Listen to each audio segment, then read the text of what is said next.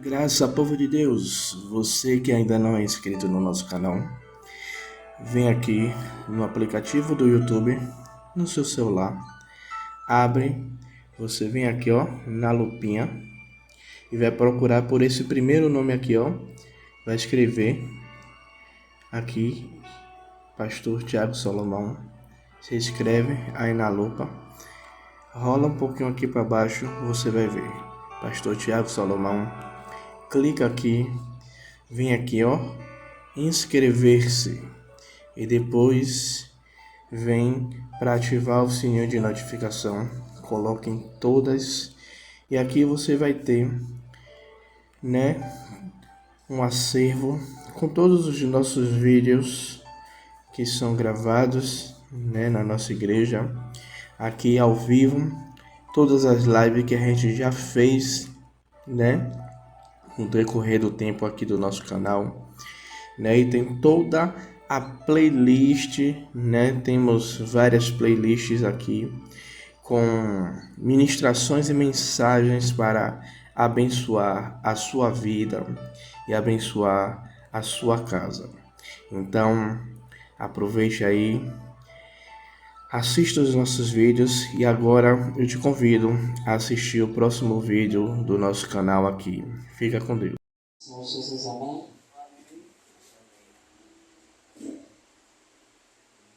Eu quero compartilhar com a igreja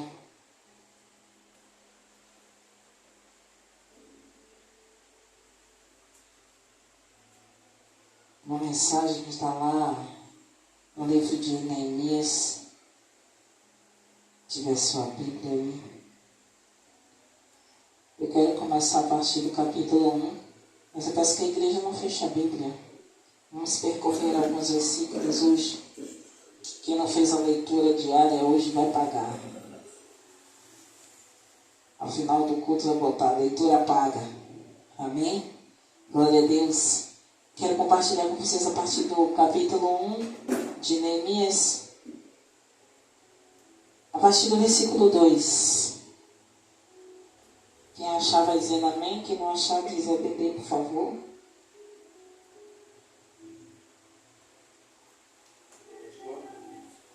Capítulo 1, a partir do versículo 2. Que diz o seguinte. Eu vou ler a partir do 1. As palavras de Neemias, filho de Acalias, que sucedeu no mês de Quisleu, no ano 20º, estando eu em Suzã, a fortaleza, que veio Anani, um de meus irmãos, ele e alguns de Judá, e perguntei-lhes pelos judeus que escaparam e restaram do cativeiro, e acerca de Jerusalém, e disseram-me, o restante que ficaram do cativeiro, lá na província, estão em grande miséria e desprezo, e o muro de Jerusalém fendido, e as suas portas queimadas a fogo. E sucedeu que, ouvindo eu estas palavras, assentei-me e chorei, e lamentei por alguns dias, e estive jejuando e orando perante o Deus dos céus. Sentem glorificando o nome do Senhor, igreja. E enquanto eu estava meditando nessa palavra, igreja, meus olhos se prendeu nesse versículo. Porque nós conhecemos a história de Neemias, nós conhecemos o papel que Neemias teve na edificação do muro. A gente sabe de tudo o que aconteceu com Neemias durante todo esse contexto da história. Mas uma coisa que me chamou a atenção, igreja, foi que Neemias, ele procurou saber do povo, louvado seja o nome do Senhor. E quando Neemias soube das condições que estava, louvado seja o nome do Senhor, das condições que estava o povo, que estava em grande miséria, e como estava Jerusalém, que estava com o muro destruído, o muro fendido e as portas queimadas a fogo, a palavra vai dizer, louvado seja o nome do Senhor, que Neemias, A palavra vai dizer bem poderosamente aqui: louvado seja o nome do Senhor Jesus. Verso 4: e sucedeu que, ouvindo eu estas palavras, assentei-me, chorei, louvado seja o nome do Senhor Jesus, e lamentei por alguns dias, e estive jejuando e orando perante a Deus dos céus. Igreja, eu sei que o Senhor me deu essa palavra, eu sempre oro, medito, e eu creio que vocês também fazem da mesma forma, e ora ao Senhor pedindo uma palavra, pedindo uma palavra, pedindo uma palavra.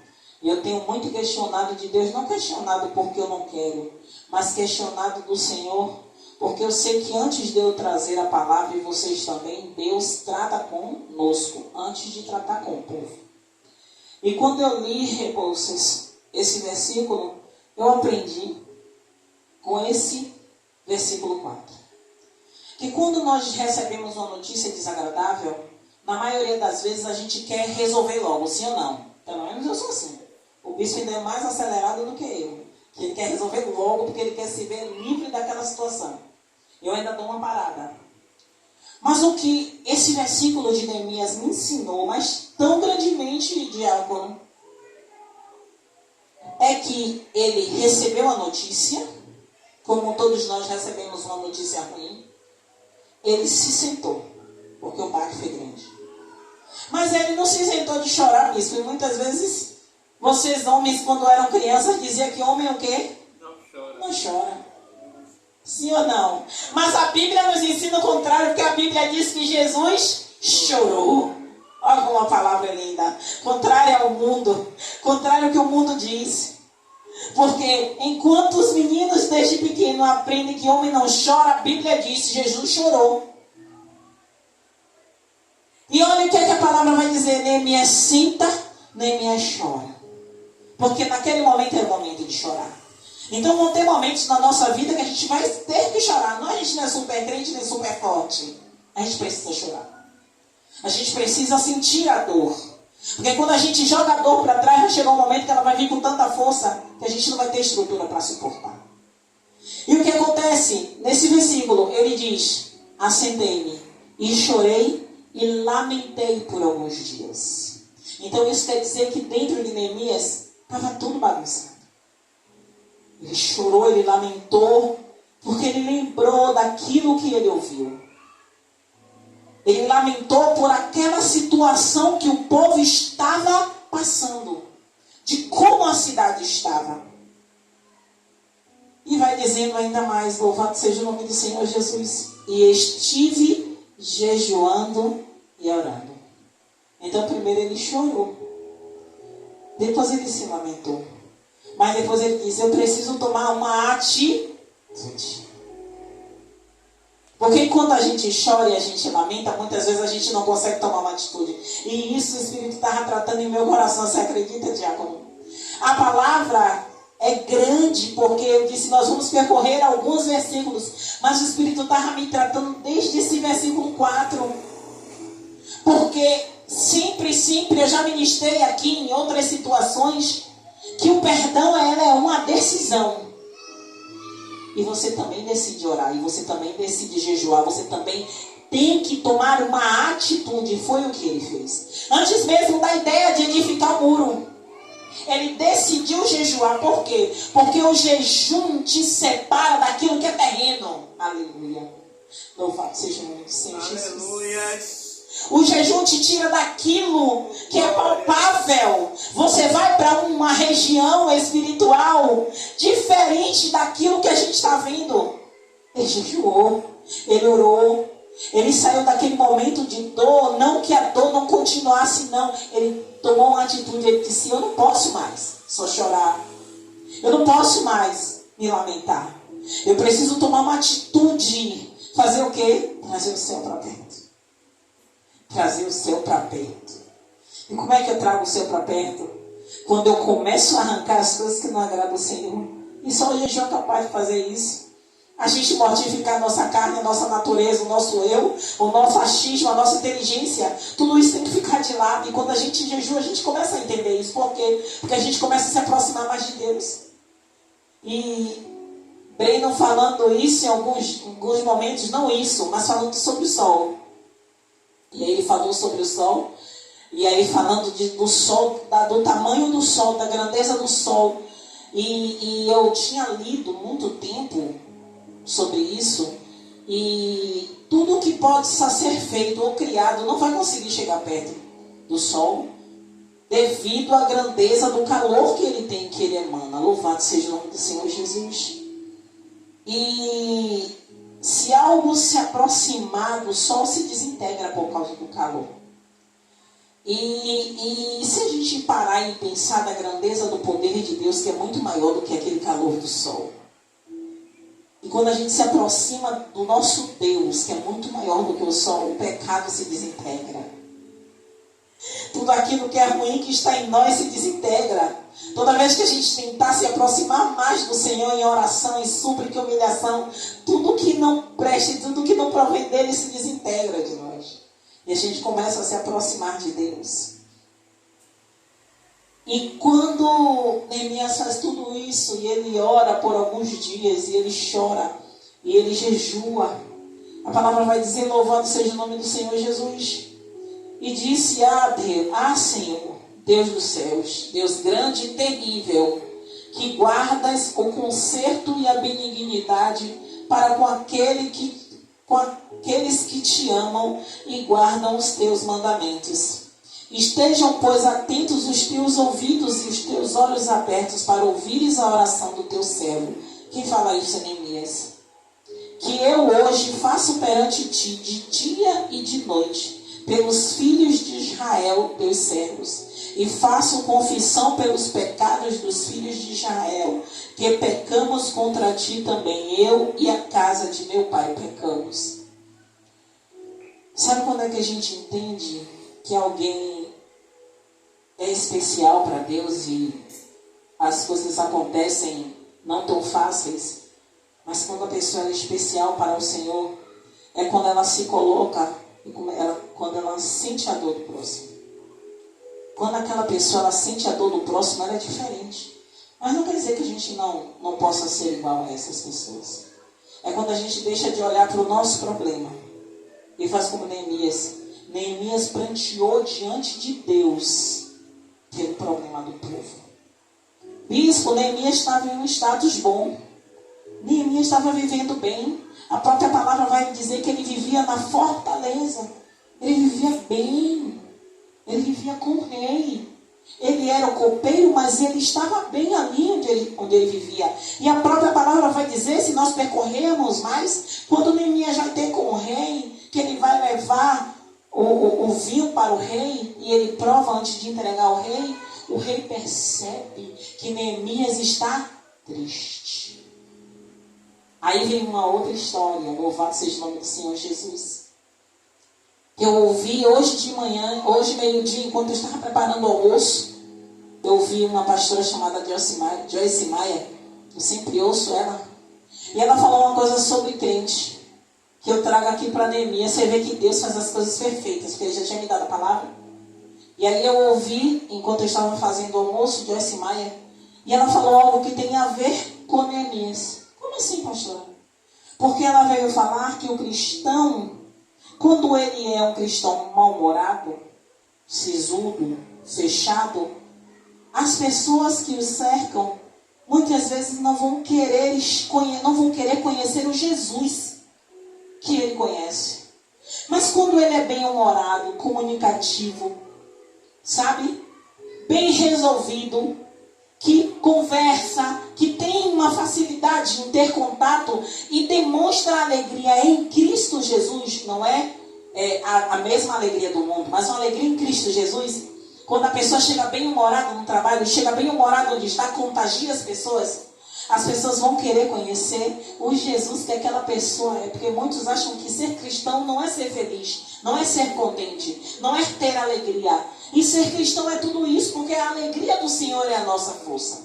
Então precisamos estar alegres nele. E por que o rei percebeu que Neemias estava triste? Porque provavelmente Neemias era um funcionário alegre em Jesus, alegre no Senhor, alegre no que fazia.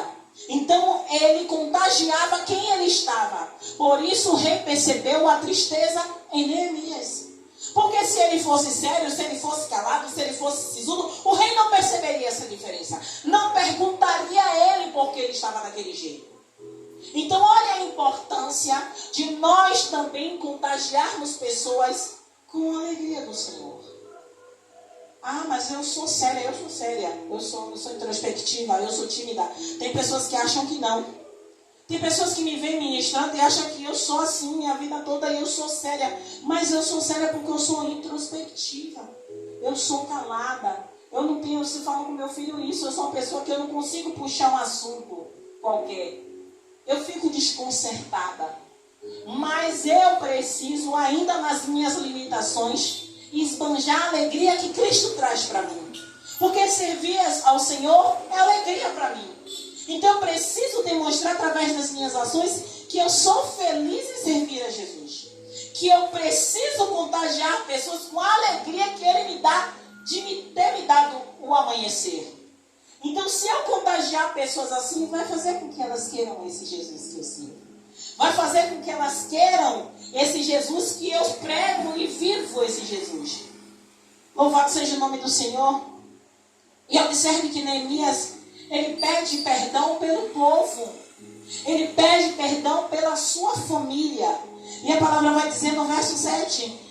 De todos nos corrompemos contra ti. E não guardamos o mandamento, nem os estatutos, nem os juízos que ordenastes a Moisés teu servo. Lembra-te, pois, da palavra que ordenastes a Moisés teu servo, dizendo: vós transgredireis, e eu vos espalharei entre os povos. E continuando, e a palavra no verso 11 ele diz: ah, Senhor, estejam, pois, atentos os teus ouvidos à oração do teu servo, e à oração dos teus servos que desejam temer o teu nome. E faze prosperar hoje o teu servo, e dá-lhe graça perante este homem. Então era eu copeiro do rei. Observe que antes de acontecer algo grande na nossa vida, como bênçãos, como sucesso até na nossa vida profissional, antes tem uma santificação. Eu ia falar um jejum, mas tem uma santificação. Antes de coisas, eu não sei vocês, mas eu acredito que vocês façam também. Sempre quando eu tenho uma decisão para tomar, uma decisão grande, ou quando eu tenho algo para fazer, não que eu não faça, mas eu me dedico mais no jejum. Eu faço um jejum prolongado, eu faço um processo de oração prolongado. Não que eu não faça sempre, mas com mais dedicação. Para quê? Para que aquilo que eu venha fazer, que o inimigo ele intenta contra nós, a gente sabe disso constantemente, ele não tenha êxito naquilo que eu vá fazer. Ele não tenha êxito em interromper ou impedir aquilo de acontecer. Então, na grande maioria das vezes, eu faço isso. E Neemias, ele começou bem e está nos orientando a seguir esse mesmo exemplo. Então, Neemias, ele orou ao Senhor. Por quê? Porque ele iria ter com o rei. E Deus, observe que esta história está na Bíblia porque é para nos orientar. Tudo que está escrito é para nos orientar. E a palavra vai dizer, louvado seja o nome do Senhor Jesus, já no capítulo 2. Sucedeu, pois, no mês de Nisan, no ano 20º, do rei Artaxerxes, que estava posto o vinho diante dele, e eu tomei o vinho e o dei ao rei. Porém, nunca antes estivesse triste diante dele. Olha o que eu falei. A todo tempo, Neemias esbanjava alegria em servir ao rei. Alegria no que ele fazia. Alegria no trabalho. E o rei me disse: por que está triste o teu rosto? Pois não está doente. Não é isto senão tristeza do coração. Então temi muito em grande maneira. E disse ao rei, no caso Neemias: viva o rei para sempre. Como não estaria triste o meu rosto, estando a cidade o lugar do sepulcro dos meus pais assolada, e tendo sido consumida as suas portas a fogo. E o rei me disse: que me pedes agora? Então orei ao Deus dos céus. Mais uma vez Neemias nos ensinando. A gente sempre fala da construção do muro, da edificação do muro, de quem vai lá, de Tobias, de Sanbalate, de Gesem. A gente não fala sempre disso. Mas o Senhor está me fazendo, desde o início, começar a falar para Deus dizer: antes de uma grande obra, tem o que? Um pré-para. A palavra de hoje é essa. Antes de uma grande obra, eu e você temos que nos preparar. Antes de uma grande edificação, nós temos que nos preparar. Mas por que, pastora, a senhora fala isso? Porque o Senhor falou poderosamente ao meu coração no versículo 4. E o objetivo da minha palavra de hoje era a edificação do muro. Mas observe que até agora eu não cheguei lá e não sei se eu vou chegar. Por quê? Porque o Senhor fala poderosamente: antes de uma grande edificação, tenham um preparo. Por quê, pastora? Porque senão vamos ficar pelo caminho. Porque senão Sanbalate, Tobias e Gesem, que estão preparadíssimos no reino espiritual falando, para nos pegar em qualquer tropeço, para nos pegar em qualquer deslize, se nós não estivermos preparados. Você observa que quando ele soube da situação, ele ficou alguns dias chorando, alguns dias ali orando e jejuando. Em oração ao Senhor, ele pediu que o Senhor preparasse o momento dele com ele. E assim o Senhor fez. Só que quando o rei perguntou a ele o que ele deveria fazer, mais uma vez Neemias ensina a mim e a você: olha o Senhor primeiro. Para que você não fale nada do seu coração. Para que você não diga ao rei o que o seu coração deseja. Porque muitas vezes coisas que é do nosso coração, Deus está em concordância. Mas tem coisas que a gente pede a mais que o Senhor já não entra mais no negócio. Então quando pedimos direção ao Senhor, Ele vai dar direção em tudo que a gente faz. E a palavra do Senhor vai falar: louvado seja o nome do Senhor Jesus.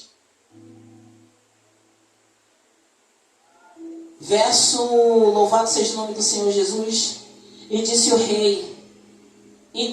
ao rei: se é do agrado do rei, e seu servo é aceito em tua presença, peço-te que me envie ajudar a cidade dos sepulcros de meu pai, para que eu a edifique. Louvado seja o nome do Senhor Jesus. E nós conhecemos todo o processo de Neemias.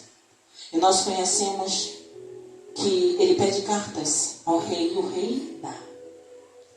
Para que essas cartas sejam passaporte de entrada e de trânsito dele por esses reinos, para que ele chegue ao lugar onde ele tem que chegar. E a palavra vai dizer: louvado seja o nome do Senhor Jesus, no verso 7. Disse mais ao rei: se o rei parece bem, dê-me cartas para os governadores da além do rio, para que me deem passagem até chegar a Judá. Como também uma carta para Asaf, guarda do jardim do rei, para que me dê madeira para cobrir as portas e do passo da casa, e para o muro da cidade, e para a casa em que eu houver de entrar. E o rei me deu segundo a boa mão de Deus sobre mim. Igreja, se você observar toda essa história de Neemias, eu ainda não cheguei na edificação do muro, e eu não sei se eu vou chegar. Porque a todo tempo Deus está deixando claro para mim e para você: tudo que você tiver que fazer, peça a direção de Deus. Eu estou entendendo isso desde a hora que eu comecei a ministrar. Por que, pastora, a senhora está falando isso? Porque tem coisas que eu acho que eu posso tomar essa decisão, porque é algo simples, que é algo a respeito de uma decisão que eu preciso falar para o meu filho, para o meu esposo, para o meu diácono, para a minha obreira, e que vai ser algo simples, e às vezes não é. Às vezes, se eu não tiver a direção de Deus, vai ser a minha palavra apenas. E quando Ele está direcionando tudo, eu sei que eu vou ter um respaldo do céu na minha decisão. E Deus fala poderosamente através de Neemias, que todo o tempo Ele diz, e o rei mas deu, segundo a boa mão de Deus sobre mim. Mas o que acontece mais abaixo, no versículo 2, no capítulo 2, vai dizer que quando Sanbalate e Tobias ficam sabendo que Neemias, ele está na cidade, está arrecadando os materiais para edificar os muros, eles começam a guerra. E não é diferente na minha e na sua vida. Não é diferente na nossa caminhada com o Senhor. E eu estou falando isso não é no reino físico, é no reino espiritual. Porque o inimigo, ele levanta os exércitos dele contra nós. Ele sabe onde eu e você tropeçou outrora para tentar nos atacar mais uma vez. Para tentar nos derrubar mais uma vez. Para tentar nos envergonhar mais uma vez. Para tentar dizer que não somos capazes de edificar nada. Porque estaríamos tentando passar acima do rei. Como eles mesmos disseram aqui, a palavra diz que Neemias estava querendo ser mais poderoso do que o rei. Mas Neemias, a todo tempo, ele buscava a direção de Deus para fazer as coisas. E nós conhecemos uma frase que é best-seller da Bíblia, vamos dizer. Estou em uma grande obra e não posso parar. Quantos de nós já falou isso? Eu já falei várias vezes. Mas verdadeiramente estou numa grande obra? Será que a grande obra é a obra do Senhor? Será que a grande obra é a obra de edificação do muro? O meu muro espiritual, para que o inimigo não ache brecha para destruir a minha vida e a minha família? Porque é fácil aí você dizer, estou numa grande obra e não posso parar. Mas que obra é essa? Que vem o vento, balança o muro. Que obra é essa que eu e você muitas vezes estamos achando que estamos fincados na rocha? Mas aí vem uma água, bate aqui, ó, a raiz balança. Então a raiz não está fincada. Então eu preciso reconhecer as minhas falhas e dizer, Senhor, se eu estou verdadeiramente numa grande obra, me ajude a fechar as brechas.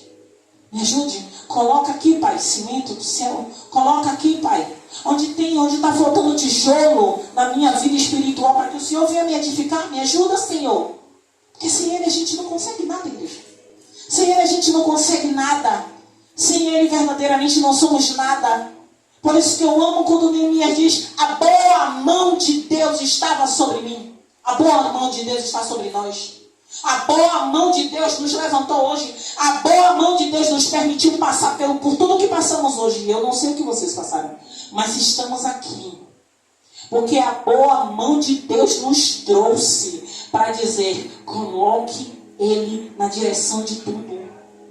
Sabe por quê? Porque quando eu e você entende isso, louvado seja o nome do Senhor Jesus, vai vir Sanbalate, vai vir afronta, vai vir alguém para tentar tirar você da direção. Porque o diabo, ele é perito nisso. Em arrumar cilada para te desmoralizar, para te humilhar, para te envergonhar.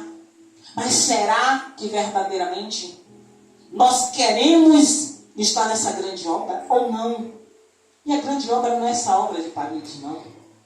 É uma obra interna. Que esse muro que precisa ser edificado dentro de mim, de você. É dentro de mim, de você, que essa obra precisa ser edificada. Esse muro precisa ser edificado. Vão ter Sanbalates na nossa vida. Vão ter Tobias na nossa vida. Vão ter Gesem na nossa vida. O tempo inteiro tentando nos derrubar.